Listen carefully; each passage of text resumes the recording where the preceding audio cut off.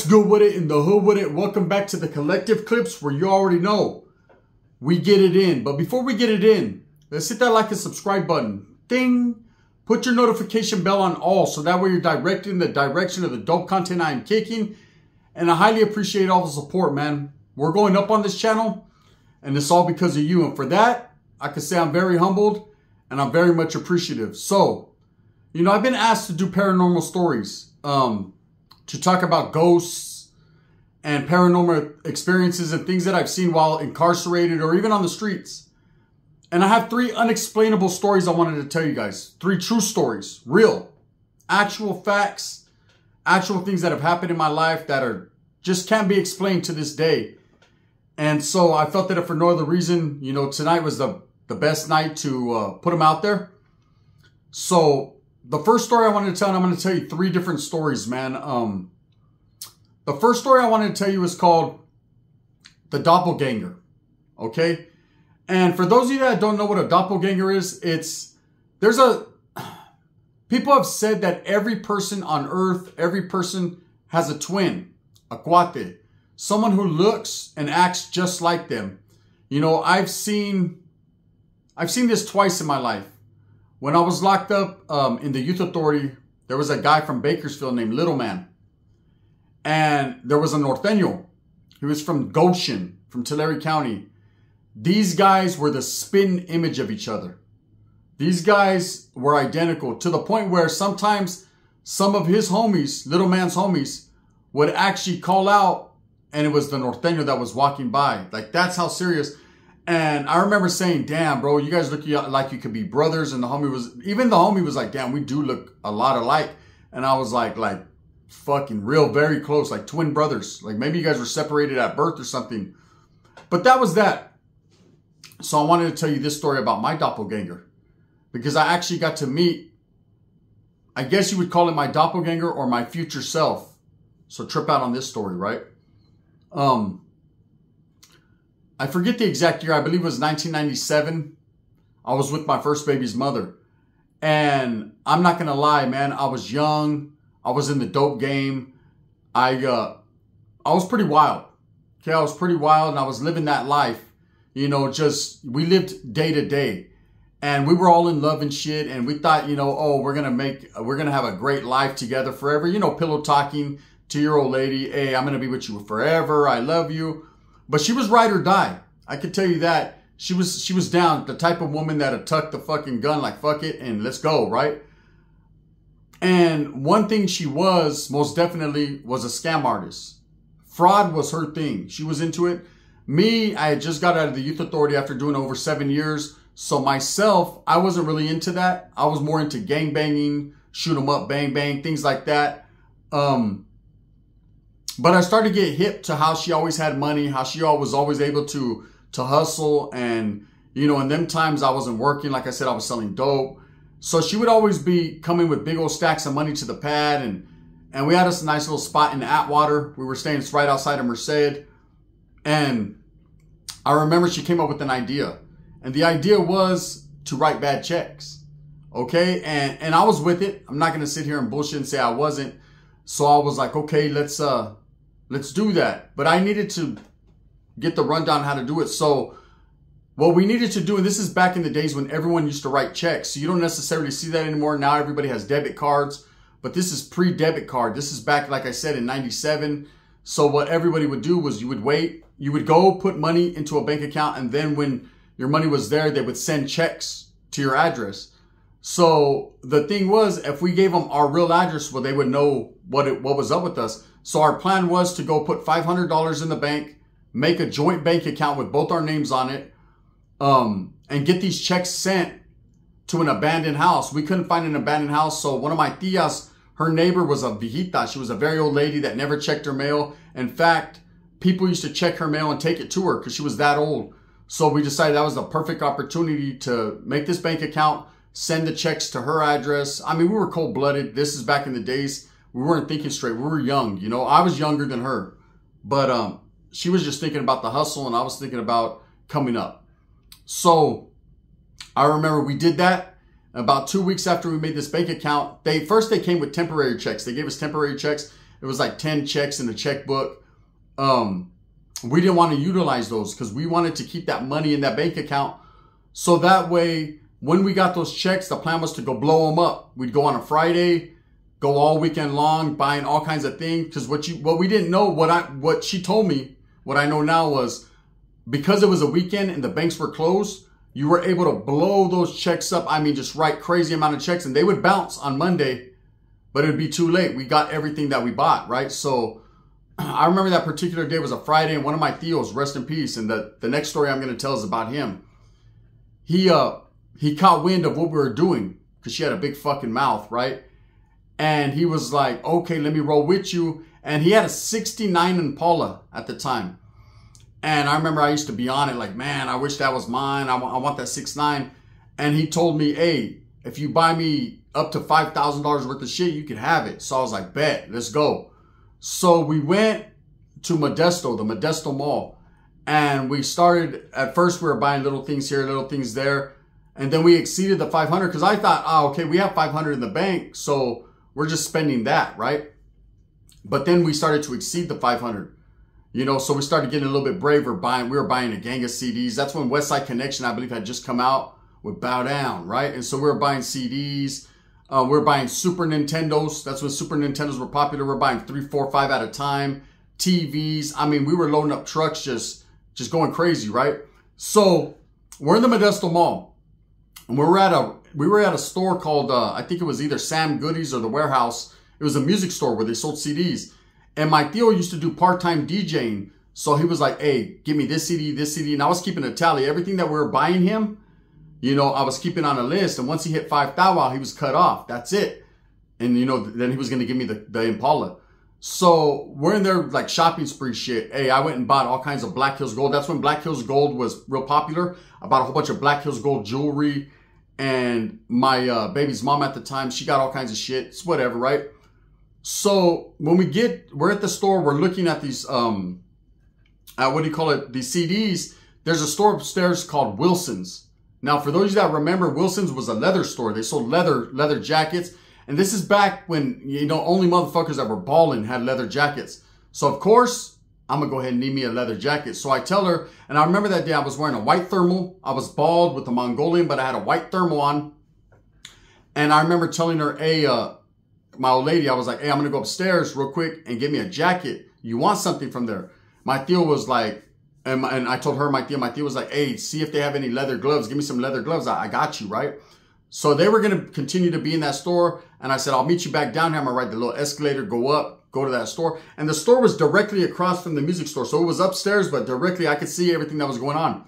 So of course I went into Wilson's, tried on a couple leather jackets, played it off. By this time, I wasn't nervous. At first, I was nervous to write the checks, but I wasn't nervous anymore. So I bought me a leather jacket. They didn't have too many gloves, so I was like, fuck it. My uncle's asked out, and I didn't really care anyways. So as I'm coming out, I'm looking over the railing, and I could see my Theo and my chick talking to some guy. And he's turned to the side a little bit, and he's bald, and he's wearing a white thermal like mine. And I'm not even tripping. I'm thinking that maybe my Theo knows this guy or my chick knows this guy. But, you know, there was no hate or no. It's just like, oh, they're talking to someone. Okay, cool. So anyways, I walk around to go on the escalator to go down. And when I go down, I can see this guy. He walks off. Right. And I go down the escalator. As I'm going down the escalator, he takes off. They go back into the store. And then I pull up on him. And I'm like, what's up? And my lady's like, oh, what's up? And where do you want to go next? And I'm like, who are you talking to? Right? And she goes, what do you mean? My Theo's like, what do you mean? I said, well, who the fuck were you talking to? Who was that cat? Right? You know, I'm a little jealous and shit. Man, who was that cat? She was like, stop playing. Right? And I'm like, what do you mean playing? Like, I'm serious, man. Shit, you can get it. Right? What's going on? And my Theo's like, what? And he's looking shocked. And the look in his face is he's confused, like really legit confused. My Theo wasn't one to play with. Right? And I'm going to tell you a story about him in a minute, but he was like a serious type individual, right? So he's like, what are you talking about, bro? And I'm like, who was that? He was like, it was you. And I said, what do you mean it was me, right? The fuck you mean it was me? And he was like, don't play no games, bro. Don't try to act stupid. He was like, we're talking to you. And I was like, what? My baby's mom's looking like shocked. She was like, I promise it was you. And I'm thinking, oh, this fool's covering for her talking to some dude? Scandalous. My Theo's scandalous.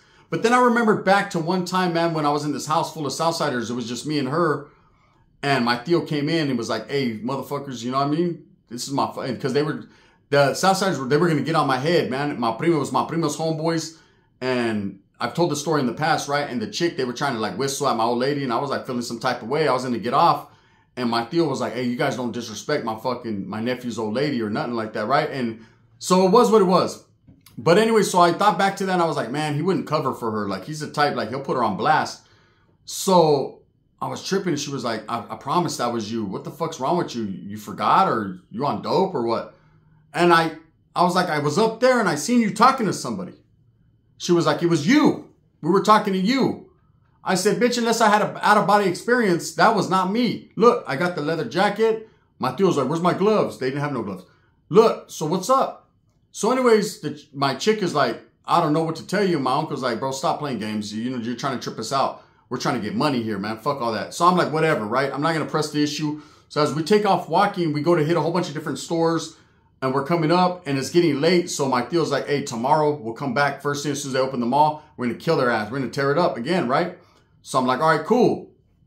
So as we're walking, I noticed the guy walking, I could tell from the back, the only difference was he didn't have a Mongolian, but he was bald, right? And I don't think they noticed that because he had his back turned towards them. He was turned towards the side, right? And they went in the store as he walked off. So I walk up, I'm like, hey, bro, hey. And as God is my witness, when this guy turned around, I was looking into the eyes of my doppelganger. He looked about 5 to 10 years older than me. You know, a little bit like more how I look now. But my jaw just dropped. Here's the cool part. He was like, everything's going to be all right. And I was like, what? And he turned around and walked off and my baby's mom's jaw dropped. My uncle's jaw dropped. We were like, and I said, oh, that was a demon because we're doing some bad shit here, right? I'm cool. I didn't write another check. I was like, I'm cool. Fuck all that, right? So when people say doppelgangers, I believe, honestly, I ran into my future self. And for whatever reason, he told me everything was going to be all right. And in the third story I'm going to tell you, he wasn't the only one to tell me that, right? Facts. So here's the second story. Okay, my Theo, the same one, was never a gangbanger. Wasn't into that. Wasn't his thing. He was a D-boy, sold big dope. He was a coyote. He brought over females from Mexico, always females. I remember one time pulling up to my grandmother's house. He lived with my grandmother, and he was always in and out of the pad. Baller. Jewelry, fucking Impalas, Corvettes. I mean, just always was balling out. Everyone that knew him knew that my Theo Mark Anthony was a baller, right? And I remember one day he called me over to my grandmother's house. No, this is what happened. He didn't call me. I went over there because my trunk. So I ended up getting that 69 Impala and he ended up getting a 65 Impala, right? Even better than the 69, all golded out for the, it was already in lowrider car shows, all that. Like it was hooked up. So I remember, what happened was someone had tried to break into the trunk of my car. So I remember telling my baby's mom, still the same chick. I was like, hey, I need to go to my grandma's house real quick and see if my Theo has some tools. Because we're at her sister's pad. We were in Winton, California. Her sister lived on Susie Street. My grandmother lived on Old Santa Fe, which was right off of California Street. Like if you walk all the way down California, I know a lot of you don't know what the fuck I'm talking about. But those that know. If you walk down California Street, it ends up on Old Santa Fe. And there's like across the street, there's fucking railroad tracks. My grandmother lived like 5-6 houses down from California Street, right? So right off Santa Fe. So when I pull up to my grandma's house, my Theo is in the room, I remember, and I went to go borrow some tools to fix my trunk. When I went in there was about 7 or 8 chicks in there, butt naked. My Theo was in there like party time. And I remember my baby's mom was at her sister's, and I was like, I called my baby's mom and I was like, it's going to take a long time to fix the trunk. I'm going to be here for a few hours. And what happened was my Theo, like I said, he used to bring chicks over from Mexico, and he'd let them stay there for a couple of days before they went wherever they went, right? That was his thing. Bad ones too. He always kept the bad ones and let them spend the night. So me and my Theo were very close. It was my dad's youngest brother. And we had a good relationship. And like I said, he wasn't a gang member. He wasn't into all that. But he ends up getting busted with the cuete and some other charges. And he ends up going to Corcoran prison. Okay? Oh, in fact, excuse me. He went to He went to Wasco as a reception. And I always wondered why he went to Wasco, but the word on the curb was he got caught up out of Tulare County. So he ends up, or somewhere out there. So he ends up sliding to Wasco to reception. And because he wasn't affiliated with nothing, they put him in with the gang of bulldogs. So he ends up becoming a bulldog. And I remember hearing about it and saying, there's no fucking way. You know, I thought he would run with the paisas because he was always in and out of Mexico. But sure enough, man, I remember he got a bulldog tatted on his calf. And he came out and he was just a bulldog for the stay. He was doing what he had to do with his homies and maintaining in there. But when he got out, he wasn't really with that. You know, it was back to selling dope and doing what he was doing. And I respected that about him. So anyways, my tío, he had a homeboy. And I'm not going to say his homeboy's name because, you know, his homeboy's no longer with us. But let's just say he had a homeboy that was real close to him. And I never liked this homeboy. Because see, in YA, I was in YA with his homeboy. And his homeboy was a norteño in YA. And that fool got out and started to claim A-Town. And became a Southsider, right? And try to fake it till he made it. Like he never was fucking with Northerners in YA. But I knew better. So anyways, every time he'd come to my grandma's house, his homeboy, I'd just mug him like, fool, you're a switch-up artist, right? And my tío would get at me, hey, that's my homie. He's a good solid dude, whatever, right? So he set up some type of deal, I guess, allegedly. And my tío was supposed to meet some Northerners out there in Salinas. And do some type of deal, right? Some dope deal. And so my tío went out there in his 65 Impala with the homie, his homie, right? Who's a Southerner. And my tío's a bulldog. And they're picking up Northerners. Go figure, right? But they're doing business. And I remember that night, so it happened, he ends up getting shot, right? They try to rob him or they're just fucking going to hit him because he's a dog. And he was set up allegedly by his homeboy from everything. And I can say that now because his homeboy is no longer alive, right? Shit happens. But these guys get into the car and my tío and my tío has a couple pounds of some meth right there. And they're like, hey, let us see it. My tío's like, I need the money. And one of these dudes, my tío sees him from the rear view. He pulls out a little 25 and my tío reaches down to pull his 4.5 from under the seat, and they hit him 3 times in the back of the neck. Boom, boom, boom. His homeboy, allegedly, that told us the story, he jumped out of the car and took off running. He was able to get away. They're bucking at him, but he gets away. But of course, we come to find out later that wasn't the case. He was just telling stories, right? So my tío was shot that night. And they took him to San Francisco General Hospital. He was shot in Salinas, right? And they took him to the General Hospital because the 25 had went, you know, 3 of them hit him in the neck. One of them had went down because 25 bullets ricocheted off your bones, right? So one, or it was, excuse me, a 22, not a 25. So one of them had, the bullets had hit and it almost hit his heart. Another one blew his lung out and the other one went down and just ripped all his intestines up and lodged in his spine. So my uncle was paralyzed from the neck down. So I didn't know this yet. This happened 12 o'clock, midnight, 1 in the morning, somewhere around then. But here's the trippy part of the story, right? Here's the paranormal experience. So we don't know what happened. You know, the last time I had seen my tío was a couple weeks before and I wasn't tripping. He was dipping in traffic in and out. So me and my baby's mom, we lived in Atwater at the time, right down the street from a store called, I forget what it was. Was it Lucky's at the time? I think it was Lucky's, right? It might have been a different store, but it was right out the corner, one of the main streets, right? I think it was Bellevue. And so me and her lived right in some apartments right there. So we'd walk like a block. We'd be at the store. And I ain't gonna lie. I had the 69 Impala at the time, but it was broke down. The transmission was slipping. So me and her had to get a few groceries. So we took off walking. She was pregnant at the time. I remember with my first kid. So we're like, fuck it, let's take a little walk, you know? So we're mobbing to the store. We get our little groceries. And as we come out of the store, it's about 9 in the morning, right? My uncle was shot about 1 in the morning. So as we come walking out, we're walking and my uncle pulls up on us in his Impala. I see him pass and then he hits a U-turn and he pulls up on us. Okay, are you getting it? The picture here? So I look and I'm like, hey, what's up, fool? He's like, what's up? You guys need a ride or what? And we're right there. Our pad, like you can see our pad from there. I'm like, nah, we're cool. What's up with you? He's like, nah, I'm gonna go to grandma's. But what's up? Slide through later. I'm like, all right, cool. Yeah, I got you. I'll be through. And he's like, yeah, I got something to show you. I'm like, all right, cool. So he mobs off and we're cooking breakfast or whatever. And about an hour later, my prima calls and she's crying and screaming. I'm like, what's wrong? She goes, did you hear about Mark? He got shot. You know what I'm saying? They're saying he passed away last night. And I'm like, what? And she starts to run me down the story. So, of course, I call my grandma. Everyone's like, hey, we're in San Francisco General Hospital. Mark's been here since the night. We're all here with them. And I'm not even tripping. I'm just so focused on that I jump in the Impala, right? The shit won't start. I'm pissed. So I'm like, fuck that. I call a homeboy. He's like, hey, I'll give you a ride up there, right? So he comes through a couple hours later. My baby's mom jumps in. I tell her, get some blankets, get some shit. We're going to stay with the family out there in Monterey. I have family in Monterey, right? The whole family's out there. We're pissed because we want to know. We heard it's a setup and we're going to find out. And then it hits me.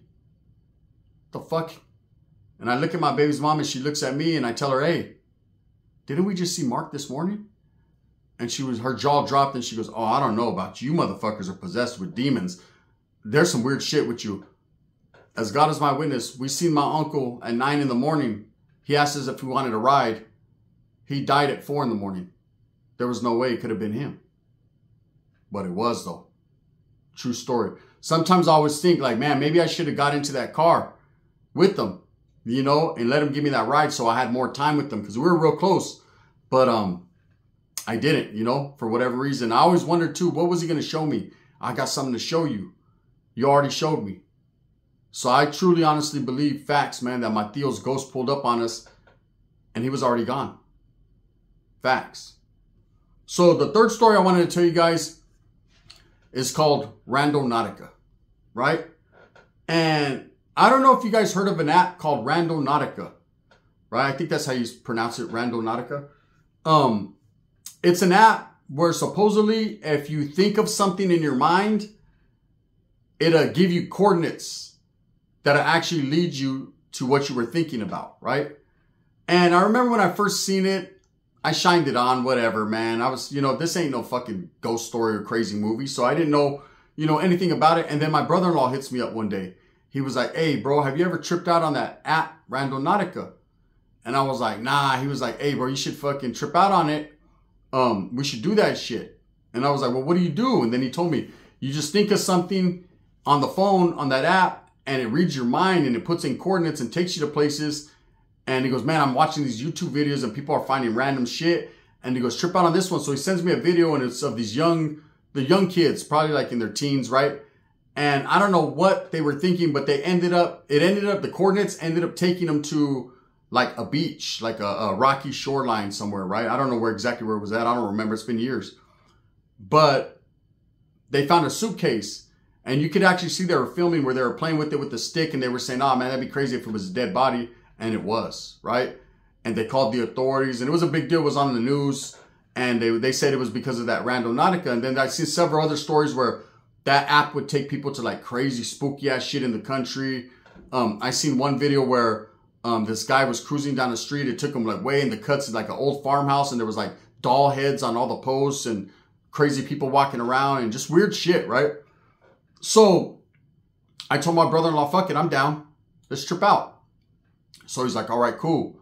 So we, that day I pick him up. I said, I ain't doing no shit at night though. Fuck that, right? We got to do it during the day. So he's like, cool, whatever, right? So my brother-in-law's a biker. For those that don't know, right? He's a biker. He's white. He's a biker. He's with the business. Done hella prison time. You know, I got a lot of respect for him. And solid cat. So anyways, we get the app. We both download it into our phones. And so he's like, okay, look, I'm going to think of something in my mind and we'll see where it sends me. And then you can do yours. I'm like, yeah, you go first, motherfucker. Because I don't know. You white people are different, brother. Right? So he fucking thinks whatever he thinks in his mind. And so we start reading the coordinates and I'm driving my whip, right? So we're going busting lefts here, there. And again, it's a trip because it takes you, like, you know, these smartphones, man. It's your immediate area. But it's taking us like in a 5-mile radius to where we're at. And I was like, you know, I'm not stupid enough to say, okay, how does it know exactly where we're at? Because of these phones read your destination, man. You put your shit on all, right? So they know where you're at. But anyways, it starts taking us down these streets. And it takes us to a dead-end street. And as we're pulling, my brother-in-law's looking. I'm like, this is it, bro. And as I hit a U-turn, my brother-in-law's jaw drops. And there's 6 motorcycles. 6 badass Harleys parked in front of like a pad. And I hit and I'm like, what's up? And he was like, bro, I asked the Randonautica to take me to a Harley. Right? And it took me to 6 of them. What's the coincidence with that? And I was like, that's just some old fucking biker shit, bro. That shit's in your blood, bro. You see bikes everywhere. And he goes, well, fuck, that's exactly what I asked for. So I was like, that's a trip, right? So now it was my turn. Trip out on this. This is where it gets real tricky, right? So, of course, me. Show me the money, right? And that's what I tell it. Show me some money. And I should have said, give me some money. But I said, show me some money, right? And the coordinates come in. And again, man, for anyone that knows about this app, I'm telling the absolute truth. This is real, right? So look it up. Randonautica. The app, they still might have it. I don't know. After this day, I fucking deleted that shit. Never touched it again. But so it gives me some coordinates. It's like 3 miles away from where we're at. So we're cruise, whatever, right? And so where it takes us is to an address. And when we pull up, it's about 2 in the afternoon. We pull up. There's a whole bunch of paisas working on a house. And this house, you can tell they're renovating it, painting it. And they're in and out. They're taking fucking wood off their car, like 2x4s. They're redoing the sheetrock. You can just see a lot of work's being done. And we're pulled up right there in the front. And we roll our windows down and we're smoking a frajo. And I'm like, the fuck, right? And my brother-in-law was like, what'd you ask for? And I was like, wait, man, this is bullshit, right? And an older lady comes out, a white lady. She looks and she starts waving at us, right? And she's like, she not knows us, but like, she's trying to figure out who we are. And I'm saying, I start the car. I'm like, damn, we can't be parked in front of random people's houses. They're going to trip, right? So she comes, she's like, wait. And she was like, here, you guys are the fucking contractors, right? Here, I got your check. And she hands me a check for like $3,200. And I remember looking at it and thinking, wow. I said, show me the money. And some random lady hands me $3,200 on a check. And I hand it back to her because I'm not a cold-blooded motherfucker like that. Not anymore. I used to be, right? So I hand it back to her and I was like, hey, no, I'm not a contractor. We're just parked right here smoking a cigarette. She goes, oh, I'm so sorry. I said, no, I'm sorry. You ain't got to be sorry. It's cool. And we left. My brother-in-law says, let me guess. You asked for money. I said, exactly, bro. Unexplainable things. Unexplainable stories, right? So I have one more I want to tell you. This is probably the craziest story of all, right? Do you believe in angels? Because I do. I believe angels look out for us. I believe there's a specific angel for everybody. Everyone has their own guardian angel that watches over them. You know, prevents bullshit from happening. And if you're a true believer in your higher power, I believe that angels will protect you, right? Or they're sent to protect you. So I get caught up on a case. I'm in Modesto jail, Stanislaus County, downtown, Motown, right? And they got me in the hole there. Right when I got in there, man, I got off with some dude. Boom, boom, boom, boom. He was a Southerner.